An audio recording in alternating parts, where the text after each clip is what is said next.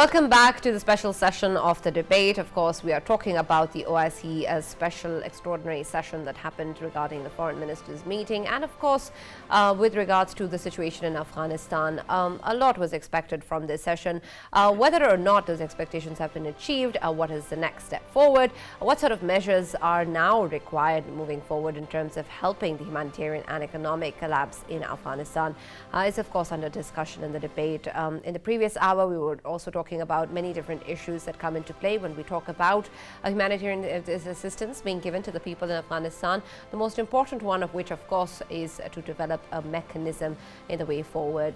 It's good enough for now that we have people coming forward, having a conversation regarding election of funds or regarding moving forward in terms of helping and devising a mechanism, but that needs to be done as well. The conversation, which requires to discuss out the different modalities of whether or not this can actually happen without recognizing the Taliban regime that is currently in power in Afghanistan, and other aid organizations can be taken into account, or some other out-of-the-box solution can come forward with regards to aid being given to the people in Afghanistan, is of course the important discussion over here. The OIC session has added value in terms of bringing different world powers together, and Pakistan is happy to be hosting this and moving a step forward in the direction of helping the people in Afghanistan, but much still remains to be done. And a lot of these issues are what are we going to be discussing about in the next hour of this special session. Farrukh, I'll start with you. Previously, we left our discussion at the point where you said something about how one of the important outcomes of today's session was that the role of Pakistan has been greatly acknowledged and perhaps is clearer now to the world, and Pakistan has come forward in good light in terms of its efforts of bringing peace in Afghanistan. I have a question with regards to whether or not that has actually happened. Do you think that Pakistan's role in terms of hosting this OIC session has paved a way of clearing the kind of questions or doubts that still loomed over its role with regards to Afghanistan and the Taliban regime? Right, and that is precisely what I meant. You know, Pakistan has been actually advocating for Afghanistan for quite some time, and because of all the regional and international narratives, it was being confused with advocating for Afghan Taliban. So one thing that was clarified because of this event was Pakistan's willingness and resolve to get as much help for Afghanistan as possible, right? And that is not conditional to Afghan Taliban's support or recognition. So Pakistan, I think its voice got clarified in today's process and today's event. I think the world must be listening, and at this moment, at least while I'm sure that Faisal also met Western diplomats, I also met some. So I have this distinct feeling that the world now notices what Pakistan is saying, and it is not an apology for Afghan Taliban, but it is an urge to do more for the Afghan people who are actually going through a battered system and a harsh winter. Right, and that of course is a very important development for Pakistan. If nothing else, this is an important development that has come out from the OIC session today. We've also been joined by Mr. Sami Hamdi, who is the Managing Director at the International Interest. Thank you very much, Mr. Sami, for joining us in the debate. Can you hear me? I can hear you very well. Well, as you know, that the session has concluded in Pakistan today. A lot of the focus with regards to this session was there previously with the situation in Afghanistan being quite dire, and of course the people suffering right now in Afghanistan, something that they've been doing so for many, many decades now. As a step forward, as a development in the right direction, as some sort of progressive movement towards what needs to be done in Afghanistan, do you think that the OIC session today has been successful? I think the OIC session today is successful insofar as it demonstrates an active policy on the part of Pakistan, at least to alleviate some of the suffering of the Afghan people, and actually try to force the United States to actually take a position with regards to what is unfolding in Afghanistan, as opposed to just sitting on the fence and seeing what happens. I think the OIC summit is more a plan on the part of Pakistan to actually get things moving. It appears that the stance of the United States, or indeed the Western states, is to try to watch the Taliban fail, to watch the Afghan people suffer, primarily because there is this sort of reluctance to acknowledge that their 20-year campaign in Afghanistan failed, despite the fact that throughout those 20 years, Pakistan was insisting over and over again that their strategy was wrong. What this OIC summit seeks to achieve, at least what Pakistan wants to achieve through this OIC summit, is to change the debate and discussion surrounding Afghanistan and make it bigger than just the Taliban and bigger than just security and terrorism issues, and remind people that there is actually a human story behind this. And this is where perhaps the limitations of this OIC summit inadvertently come about, in that this is being unilaterally pushed by Pakistan, and rather there has been a silence on the part of everybody else, or rather a willingness to engage Pakistan in terms of rhetoric, but not in terms of action, primarily because nobody is sure what the consequences of what the fallout in Afghanistan is going to be. Realpolitik is playing here, but also some of the OIC countries don't want to upset Washington. They don't want to go along with Imran Khan and Pakistan's insistence that there should be help for Afghanistan, because they're not sure what Biden will do, whether he will sanction Afghanistan, whether he will seek to squeeze the Taliban, and they're not in a position to get on the wrong side of Washington. And this is where perhaps this OIC summit is actually quite brave of Pakistan. It's a challenge by Islamabad to say to the United States, listen, you need to do something, or we will find alternative mechanisms, whether it's in the possible setting up of trust funds, as was suggested by the Islamic Development Bank, this idea that they would manage the funds and ensure perhaps that the Taliban would not benefit from it and that the Afghan people would benefit from it. So I think it's successful insofar as it represents an intention on the part of Pakistan to challenge the powers that be to actually do something on Afghanistan. But whether this will translate into and anything Sami, material... you started off by saying that perhaps this session has also forced the US to listen. Do you think that that has actually happened? Has there been any sort of movement or pressure that has changed the stance of the US as it was previously to this session? Has it had an impact on the US in terms of it making any step forward? I think the presence of the representative of the US to Afghanistan being present at the OIC summit suggests that the United States is not in a position where it feels it can ignore these kind of summits, nor can it ignore these initiatives that are being taken by Pakistan or indeed other Muslim countries such as Turkey, Qatar, and the like. The United States wants to be involved in it, but it fears that after being kicked out of Afghanistan, that they are risking losing the leadership, or at least how to conduct the affairs in Afghanistan. And instead we see now the rise of local regional powers who actually have a greater say or a greater influence in what is unfolding in Afghanistan. It's important to remember that the tragedy is that the United States only sees Afghanistan through this geopolitical lens of China, of Russia, and the like, as opposed to a very humanitarian story that it is much more closer to with regards to what is unfolding today. I don't think the United States has shifted, but I do think they are under pressure as a result of this summit to actually try to take some sort of position, to actually engage with Pakistan. It's been very cold to Pakistan over the past 5-6 years at least, to actually engage with Pakistan, to engage with the OIC countries who are increasingly saying that something needs to be done about Afghanistan, not necessarily just because of a humanitarian situation, but because it's a ticking time bomb.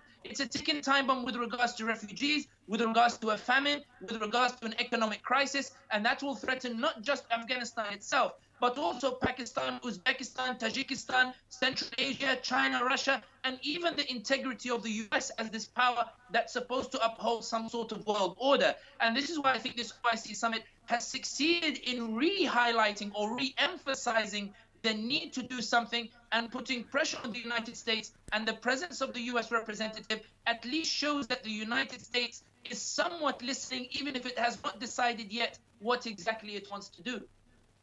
Right. Do you think that the aspect of the urgency, as you were mentioning, that it is a ticking time bomb, is this something that is shared, a view that is shared by different members of the international community, particularly the US? Because at the end of the day, there are still so many loose ends, and maybe there have been a lot of talks going about, but no real action towards helping the people of Afghanistan is still taking place. Right. And with your permission, Sana, let me piggyback here. Regarding what you said, ticking time bomb. Can you qualify this? I understand that there is a humanitarian angle, And then there is a possibility of exodus of people from Afghanistan to Western countries, and that could create some kind of problem. And then, of course, law and order situation. Can you add to this and qualify what you meant by ticking time bomb? By ticking time bomb, I mean on a number of levels. The first is the political instability that it brings to a region in which the US is competing with the likes of Russia and the likes of China. In other words, the fallout and the potential instability it can cause to neighboring countries who themselves have been very concerned about what's unfolding in Afghanistan and have closed their borders. The risk, of course, is that as Afghanistan descends into an economic crisis, we have renewed conflict, we have renewed groups emerging, we have security challenges that eventually emerge. That's the first side. The second side is the economic side. As you mentioned, the idea of refugees going to these countries and trying to make their way to the West. And we're seeing now, for example, in certain Western countries where boats are being shot at, where refugees are being shot at as they close to the border, and they've become a political football game that has fueled domestic nationalism, that has fueled the rise of the far-right movement. But the tragedy of the ticking time bomb theory is perhaps more rooted in how the United States views Afghanistan on the geostrategic map, in that the primary states that will suffer from Afghanistan's chaos from the US's perspective is China, is Russia, is Pakistan, is the Central Asian countries that have formed the Turkic Council with Turkey, i.e. all countries that are inherently, from Washington's perspective, antagonistic towards the US, antagonistic towards the Americans. And this is what I fear the most, more than anything else. It is this rather Machiavellian pragmatic approach that perhaps the US is saying, okay, fine, you guys, the Taliban are now in power. You guys are saying that we were the ones who were defeated. Go on, let's see how you deal with this mess, because we know that you will suffer first and it won't be us. And that's why we see, quite frankly, a lack of sympathy in that the assets of the Afghanistan are still frozen. They're not being released for the humanitarian aid, despite whatever concessions Taliban might be making, despite the Taliban's allies saying we're not going to recognize them yet, we're going to work with international efforts and the like. And this is what I feel most. Yes, Faisal. Yeah, Brother Sami, don't you think that the Americans and the Western powers, they are forgetting a fact that in past we had precedents that likes of Al-Qaeda, Daesh, Afghanistan has always been like a breeding ground for them. Don't you think that they are forgetting this? And of course, in this context, whenever they say that, or we will recognize the Taliban government, if they are inclusive enough, if they are looking after the human rights, if they are looking after the women's rights, and right at the end, they say, well, they shouldn't be letting their land to be used by any of the outfits. Don't you think that they are forgetting these facts, and this problem can reach to New York, can reach to London, can reach to any of the capitals of the Western world? I think they're aware of that, but I think what bothers them more is the sense that perhaps Afghanistan might actually exert some sort of independence with regards to its foreign policy or indeed its domestic policy. It's important to remember that the US is not as much interested in inclusivity or women's rights or the like, as much as it's more concerned with Afghanistan as part of this geostrategic piece on this chessboard. And the reason I say that is you have to remember Afghanistan has had a government that's been looked after by the US, that was inclusive according to US standards, that was promoting the rights as in accordance with US standards, but that still failed to deal with corruption, still failed to deal with the basic needs, still failed to deal with the most fundamental basic human rights with regards to the Afghan people, so much so that no one wanted to fight for this government that the Americans propped up. So I don't think necessarily the Americans are worried about the inclusivity, and I think the Taliban understand that, which is why they were not too fussed about the issue of inclusivity with regards to forming their government. Essentially what you're essentially saying is that anything else is a guarantee that Afghanistan won't be pro-China, won't be pro-Russia, won't be pro-Pakistan, that Afghanistan is willing to offer US right. And Sami, so essentially what you're saying is when you talk about the US not giving much attention to the issues of inclusivity and women's rights to education, that perhaps is just a facade, because a lot of emphasis has been put on these issues whenever the legitimacy of the Taliban regime is spoken about. So are you saying that this perhaps is not the real reason as to why this issue is being delayed? I think if we take Iraq as an example, Iraq is a government that was formed out of the US invasion. It was very inclusive on paper. It has Kurds, it has Shia, it has Sunnah, and it has been the most incompetent government for the past 2 decades, as the government seats are given out based on ethnicity, based on sectarianism, and it doesn't produce anything for the people. It doesn't uphold fundamental rights. It hasn't promoted education. It hasn't promoted stability. It's just something that is on a piece of paper. When the Conservative Party win elections in the United Kingdom, they're not asked to be inclusive and include the Labour Party and include the Liberal Democrats. They're asked to deliver justice, to deliver fundamental rights, to deliver women's rights, education, and the like. And that should be the demands on the Taliban. And we've seen women's schools now opening up with the help of Turkey, with the help of Qatar, with the help of these various other countries. But the US is not necessarily recognizing that. For the US, the idea of women's rights and the likes is for PR, for public consumption, to really continue to present the Afghans as these barbaric people who are under this barbarian regime, who are perhaps need Western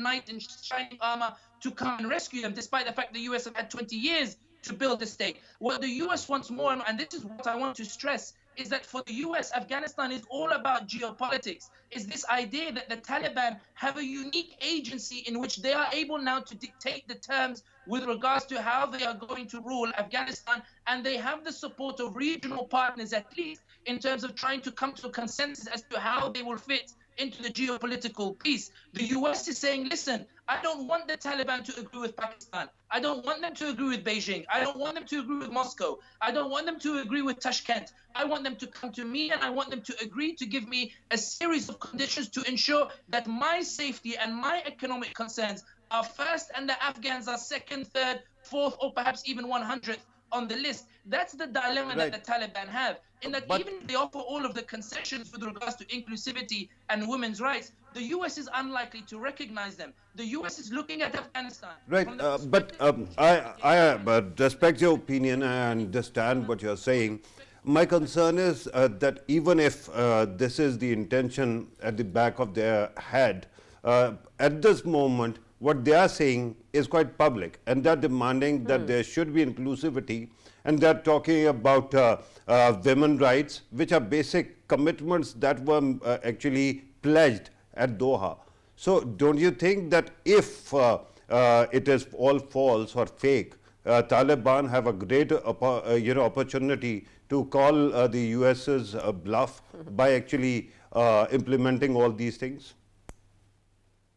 I think that irrespective of the US demands with regards to women's rights or the like, Islamically, Taliban is under an obligation to provide women's education, to provide the rights, to provide the like. I think that what bothers me slightly about the debate sometimes with regards to this is that we are suggesting that it should be done because the US are asking for it, as opposed to we as Muslims, as part of the OIC, as part of the Muslim world, saying to the Taliban, listen, some of our greatest scholars in our history were women. The idea that you shouldn't educate women is a backward, un-Islamic idea that is against the Sharia and against Islam and against the teachings of the Prophet Muhammad. And that is a very good answer. So I think in this that is a very good answer, and through this I will request you to help us understand why is it that the Afghan Taliban have not been able to deliver so far on these promises.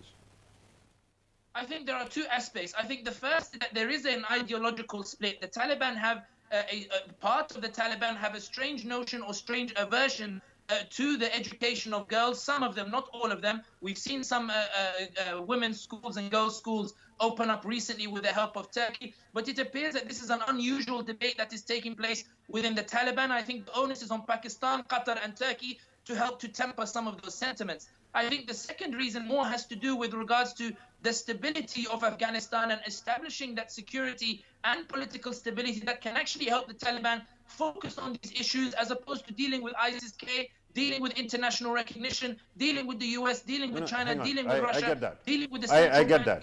Instability might be a huge problem, but boys are going to school. Why can't girls go there? Before it pursues these things.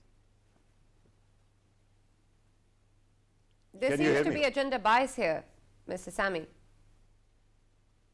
Sorry, I didn't hear the question. School, but when it comes to girls, girls are not allowed to go to schools. In certain districts at least. Yes, yes, and it's a very pressing issue, and it's an issue that concerns every Muslim or everybody in the Muslim world and everybody who's concerned with Afghanistan. And it's a legitimate issue. I do think that on this particular issue, the Taliban should be pressured on all fronts. But the problem here is this: in that when the US is calling for it, the US is not calling it because it wants to see women in education as the utmost priority, but more that it's a stick with which it can hit the Taliban and with which it can prevent actually giving aid and prevent recognizing them internationally. But on the specific issue of women's rights, there is a problem. It needs to be addressed. But it's the duty of Islamabad, it's the duty of Doha, it's the duty of Ankara, of Riyadh, and these other states to go to the Taliban, speak to them in a language that they understand, and say to them that this issue of women's rights, this issue of not allowing girls to go to school, is a humiliation not just on you but on the Muslim world, because you are claiming that it is something that the Sharia and Islam call for, when in fact they call for the opposite. And that's a very good answer. Faisal and Sana, while we were listening to our friend here, I garnered at least 2 points regarding why girls are not going to school. One, there might be some ideological problem, right? And the other is law and order situation. My concern is regarding law and order. We have seen that if boys can go, then perhaps the girls can also go to school. But regarding ideological, if you have a problem in terms of ideology, should you have actually committed at Doha that you will allow them to actually mainstream and go to schools and become part of the business community and join everything? It is a question for both of you. Perhaps this was an important step or a necessary step at that moment in time for them to at least be able to commit to something like that. And I would also say that perhaps the Taliban have at least tried to make some progress in this regard, or tried to fulfill their commitments at some point. Of course, it's not the ideal situation. Of course, it's not a complete fulfillment. And maybe the kind of fulfillment that the Western world or the international community in general requires from the Taliban regime may actually still not be achieved. My concern here is more to do with the fact that is there going to be a situation where both of these commitments are not going to be fulfilled, and the international community actually does at some point, for whatever reason, recognize the legitimacy of the Taliban government, and their time in between is just wasted based on something that wasn't even important to them.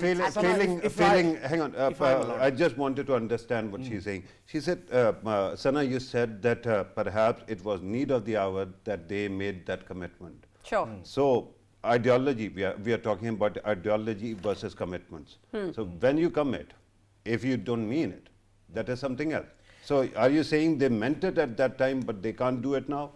No, I think they have meant it, and I think they have tried to do it, but I don't think what they mean or what the international community means is the same thing. Right. So what exactly is stopping them from allowing them to go to school? One thing about Prime Minister of Pakistan today, he mentioned in his address, he did highlight the cultural barriers that are faced somewhere in Afghanistan. That's why they can't do it. Then there are other issues to look after as well.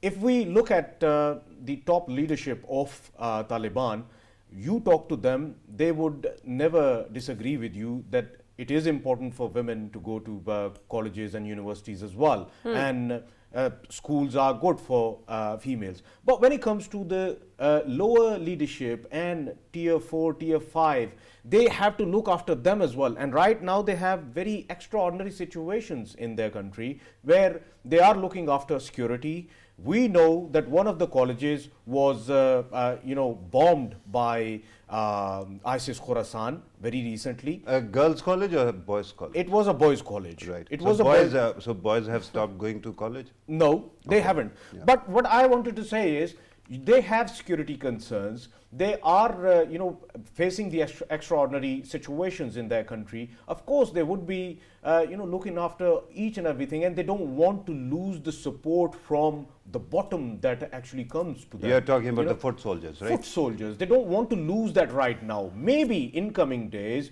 when they have the situations settled, in terms of their economic situations, then people are getting paid, people are going to the works, people are doing their stuff, then who knows that they one by one, they through an evolutionary process, they come to terms with it. Overnight, expecting them to do something. Yeah. I'm not here to defend them, but I think overnight it is not possible. Yeah. When you have the cultural barriers, you have to do things one by one. But of course, the question, Faisal, remains. Remember, earlier, are you doing enough you moving used forward? Is that even happening? You used a brilliant, term. You said, "Who knows?" Yeah, who knows? Last month, it can go other way around as well. Last month, in one of the privately owned universities of Kandahar, they were awarding degrees to women, and it was highlighted everywhere in the media in Afghanistan, and there was no issues. Let us also include Sami in the discussion. Sami, do you think that whatever progress in terms of the commitments that Taliban has made earlier, there has been something realistically that they've been trying to achieve? Do you think that they're making an effort in the right direction? They are actually trying to fulfill the commitments? Is there any real effort on their part? Or is this also something that is being done without any real intention of going towards that?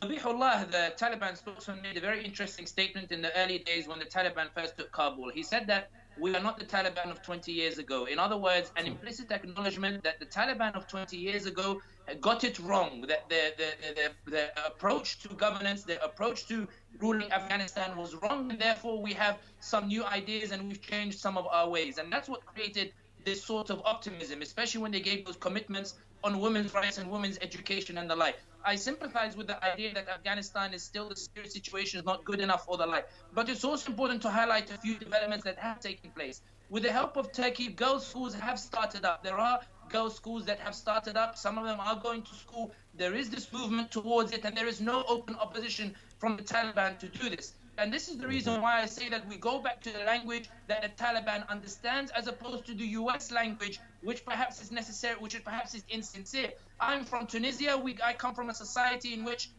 they insist, and while I'm against this, they insist women should not inherit, which is against Islam, against the ideas of cultural and principle. They're worried the land will go to the female family. When we're talking about cultural barriers, the Taliban is waving the flag and saying that we follow a particular ideology. We all know that this ideology allows women's rights, allows women's education. And this is why I insist that we should talk to the Taliban, or Pakistan and Doha and Ankara should talk to the Taliban in the language that they understand, through references to Islamic examples. But with regards to the developments, and your question directly, Taliban making developments and advancements, they're clearly very different. We're not seeing Najibullah being dragged out of the United Nations office and being hanged in the middle of Kabul, for example. And I get that. But my problem is I'm actually failing to understand this cultural argument, right? You said that you come from an Arab country and the culture is such.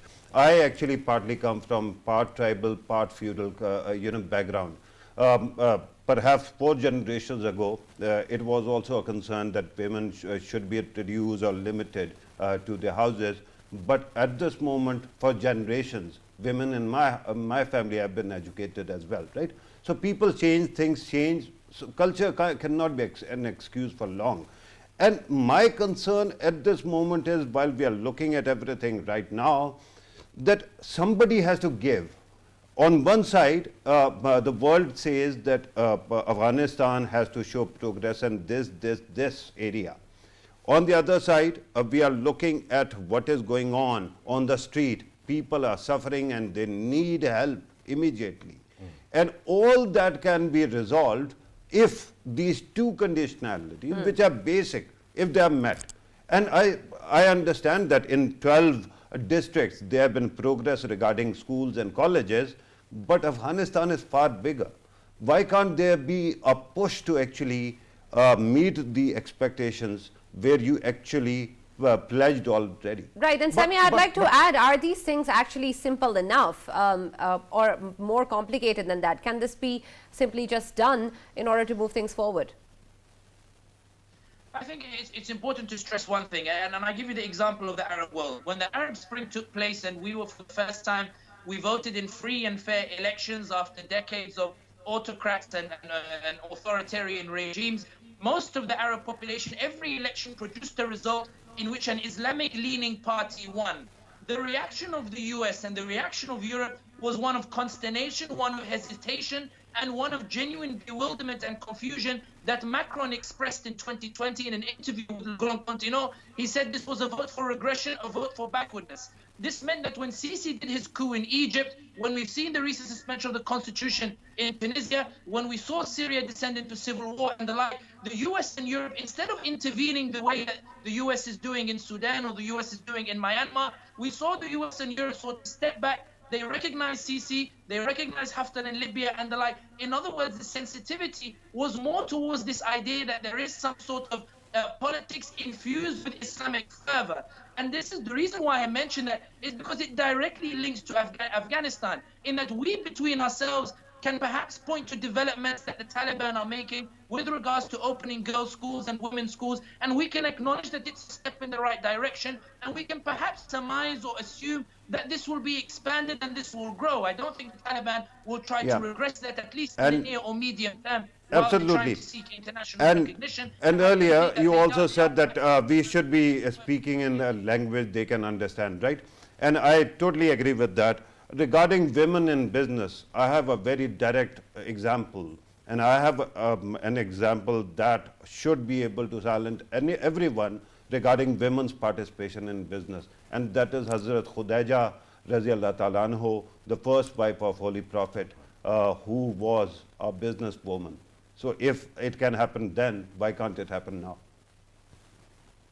Of course, and this is why I think that it's about how we talk about the issue. Are we talking about it in the terms that the US is imposing, the US which invaded Iraq and Afghanistan, which has tried to isolate Pakistan, which rejected the free and popular will of the Arab world when they voted in the elections, which supported the military coups, which allows France and the like to crack down on hijab and the like? Are we going to use that rhetoric, or do we use the rhetoric that we use in the Muslim world, that the Taliban understand, that Islamabad understands, that Ankara understands, that Doha understands, which is you have Khadija anha, which is you have the Qarawiyyin University first established by a woman in Morocco, which is this idea that Islam in and of itself, which is what the Taliban claim to represent, demands that is correct.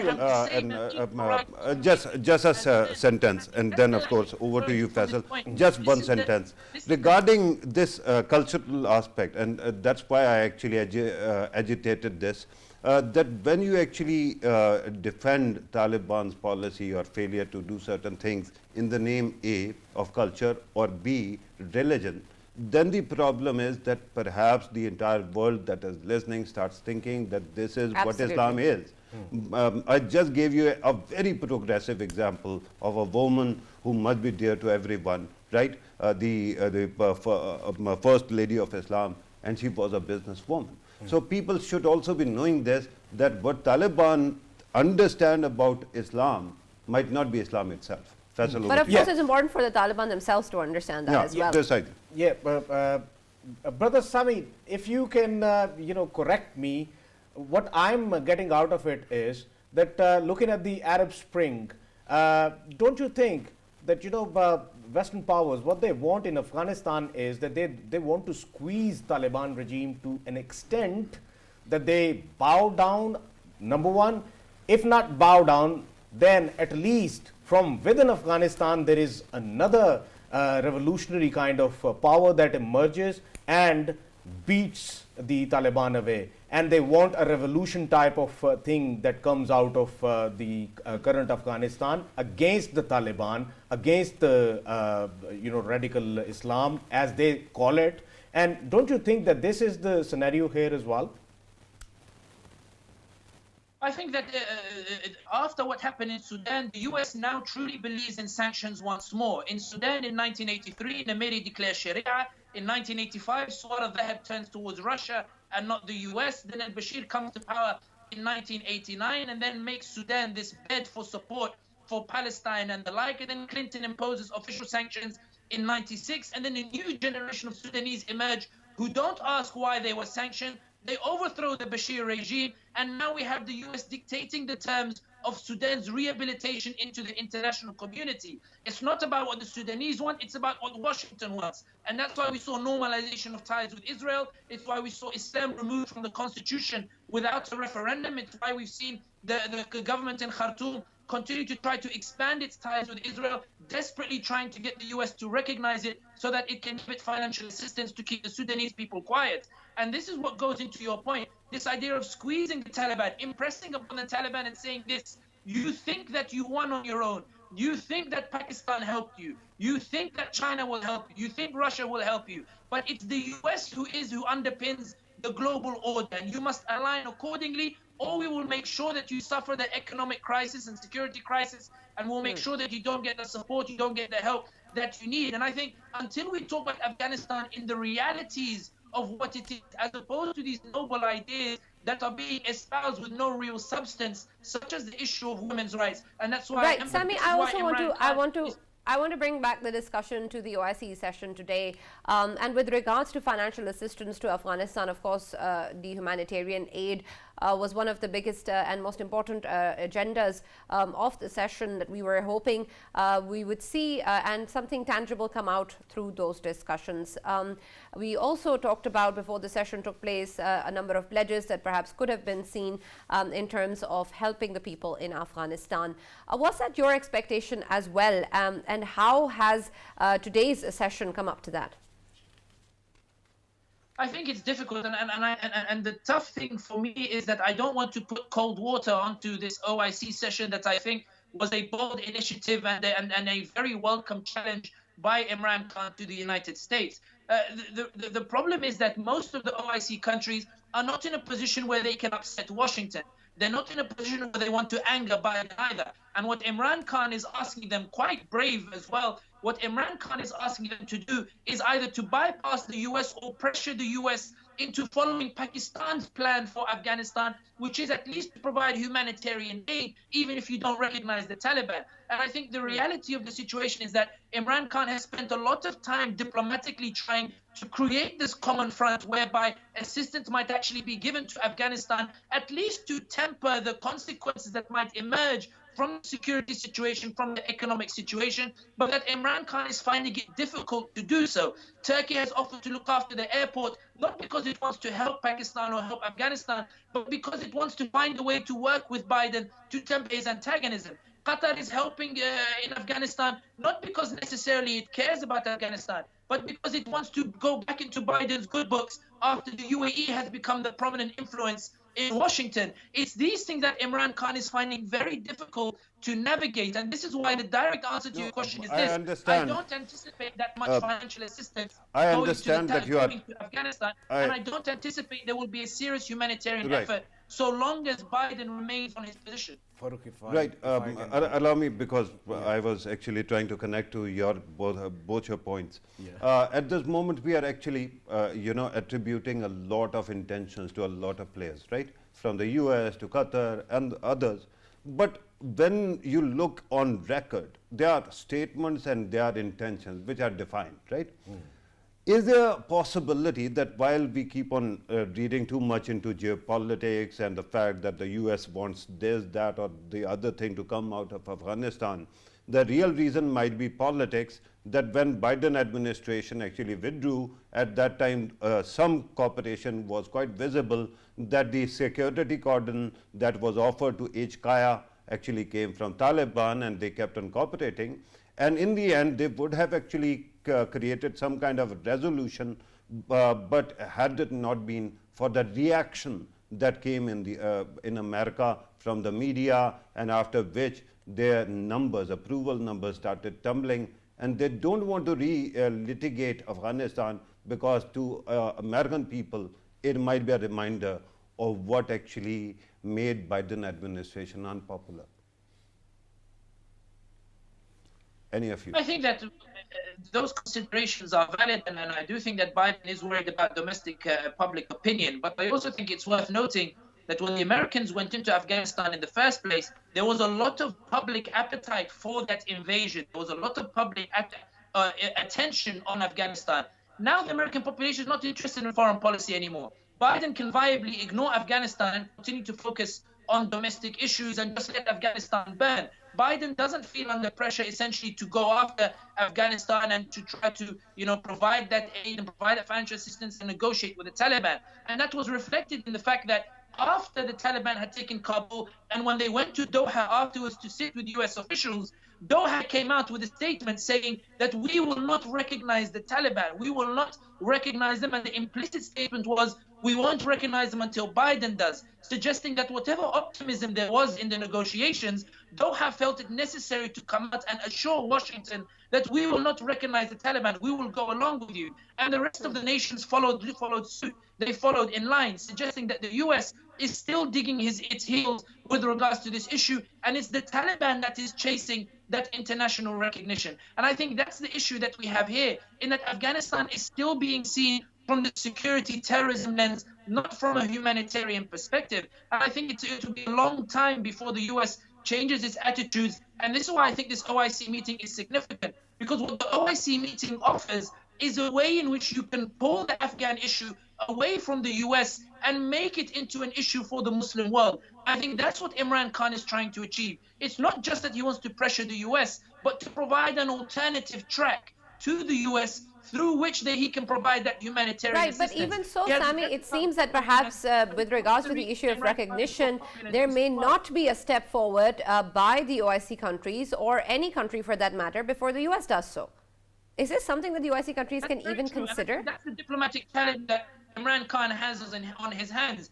I read that there was a suggestion that trust funds might be set up. It might be something that the Gulf states might offer to help to facilitate. We know that the UAE is trying to strike a deal whereby they might be involved in running the airport in Kabul as well. We know there is a lobbying pressure on Biden, even from European countries, to do something about Afghanistan. You never know what can happen, but what's abundantly clear from the OIC meeting today is that Imran Khan at least is doggedly chasing these diplomatic initiatives, and it may well be that if he can convince one or two countries, that in itself might help start the process or start momentum. Or it may well be that perhaps Imran Khan might one day just say to the US, listen, you know what, fine, if that's how you're going to be, I'll go to Beijing, I'll go to Moscow, I'll confirm your worst fears, and I'll get the humanitarian aid from that. And I don't think... Right. Last question, Faisal, and then we'll say goodbye to our guest. Brother Sami, there's another interesting thing that actually came across. It is that, today's obviously OIC, it concluded that a delegation would be arranged of different scholars, Islamic scholars, and they will be engaging with the Taliban, of course, to talk to them, of course, to talk about their ideas with them about Islam, about I'm not saying here that they will be educating them, but of course they will be talking over Islamic fiqh as well. But today, don't you think that today was the day when Pakistan actually provided an opportunity for Taliban to meet more Muslim countries? Why? Because in recent times they only had an interaction with Pakistan, with Doha, with the UAE, Qatar, UAE, and they had a little interaction with the Turks as well. But now, today they had an opportunity to meet with the other Muslim countries as well. Don't you think that after today's OIC summit, we might see a change in Taliban, number one? Number two, we might see a change in Taliban's diplomacy as well, because they will be extending a hand towards the other Muslim countries as well. I think that it's important to stress first and foremost that we are very lucky in this time that it is Imran Khan who is the Prime Minister of Pakistan and who is overseeing this initiative. I say that because in the Muslim world, Pakistan has never been more popular than it is today, primarily because of Imran Khan's Islamic persona that is perceived outside. I won't talk about Pakistan domestic politics. It's not for me to speak and I don't know much about it. But outside of Pakistan, Imran Khan is seen very, very positively and seen very much in this Islamic light and very much seen as trying to push Pakistan back into the Muslim world as the centerpiece of the Muslim world as it was decades ago. And the reason that's important is because this initiative that you presented, that perhaps once upon a time would be seen as just an empty gesture, is seen as a very significant gesture. I believe that Imran Khan is sincere when he wants to send Islamic scholars to say to the Taliban, to debate with them and say to them, listen, some of the views that you've conveyed over the past years are un-Islamic, and here's why. I'm going to talk to you in the language that you understand. I'm not telling you what the US wants. You know I have issues with them. This is by the Quran, by the Sunnah. I'm telling you that the attitude towards women needs to be softer. The attitude towards rights and education needs to be softer. This engagement is what's needed. This is what Imran Khan understands especially well. And this is why, for me, this OIC meeting was important,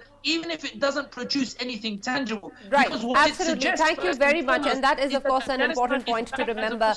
Thank you very much, Sami Hamdi, for being with us on the debate and for taking so much time out for the discussion.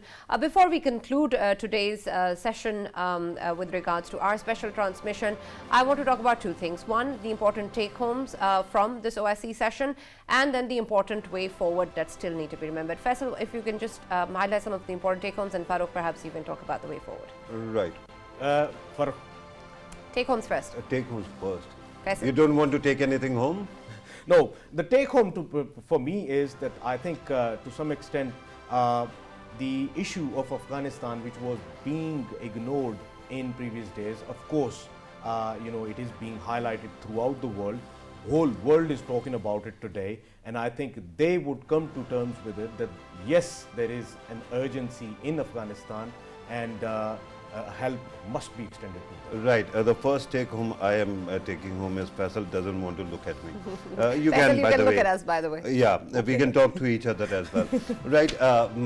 But regarding the overall situation, I think Pakistan's heroic effort was there, and it was quite visible. Everyone admires it. While most of us keep on berating the Western powers, a fact remains that all the pledges in terms of numbers that came have come so far from the Western countries that we are berating. That is important. And when you talk about, expectations, I think Pakistan's expectations were very clearly defined by Shah Mahmood Qureshi Sahab at the start. He said a vehicle to deliver humanitarian and financial support to Afghanistan, number one. Number two, investing in Afghan people, in their technical education and health and other matters. Number three, group of experts to provide access to legitimate banking services to Afghans. Right. Fourth, food security, and he mentioned an agency. Fifth, capacity building of Afghan institution to combat narco trade. And the sixth one was mechanism to advance expectations. And this points towards the practicality that you were talking about, Farrukh. Exactly. We have given solutions. Expectations of world community. The sixth point is that. Hang on. I'm just saying, out of these six, I saw a collecting mechanism, so far not distribution mechanism, not point one. So my concern at this moment is I keep on looking at everybody, and I keep on urging that at least think of the kids who are sitting outside in the in this winters, and do something about it. And I hope somebody is going to give. I understand that the West has already made pledges, and the foreign minister actually said something very interesting. He said that while he was talking to Thomas West, he was told that US is not going to make aid to Afghanistan conditional to all these things, right? Right. So I think that which is extremely important. Yeah, and number figures are not there yet. So and they need to come as well. If I could add, there are silent actors as well in this whole equation. As in mimes? No. Okay. Silent, the one who do not want to show up too much into it. Why? Like Britain, it has been providing the required help there absolutely. To any extent. Absolutely, but UK is not basically an OIC country. It is not. It is not. But that's what you said, and I just wanted to add in. Right. Yes, OIC is not maybe ready yet, because they are looking, as you have earlier mentioned, they are looking at the Americans, looking at somebody else to recognize, or if somebody else does it, they will do it. Why are the Germans not looking at the US, and why are they pledging? The biggest success I would see of Pakistan is bringing EU and Britain in as well. And of course, today's session, Farrukh, was not just by about the way, the OIC. We keep on, there were so many. We keep on shooting our mouths, right? Why not ask her? Your conclusion, ma'am. My conclusion will come as the last word is mine, as we've already established that. Farrukh, the debate will continue off air as well, as this is what goes on. This, of course, is an important discussion. My particular take home there is that we are happy that Pakistan comes to light in a positive way in terms of hosting this conference, in terms of taking this issue seriously, in terms of talking about the right practical solutions as a step forward in Afghanistan. That is the biggest important development for me in this particular session. But of course, what is more important is that at the end of the day, the agenda and purpose was to help the people in Afghanistan. There seems to be a lot lacking in that regard as well. There is much that needs to be done in terms of actual efforts made, actual modalities discussed out, the technical issues that need to be sorted before aid can actually be transferred to the people in Afghanistan.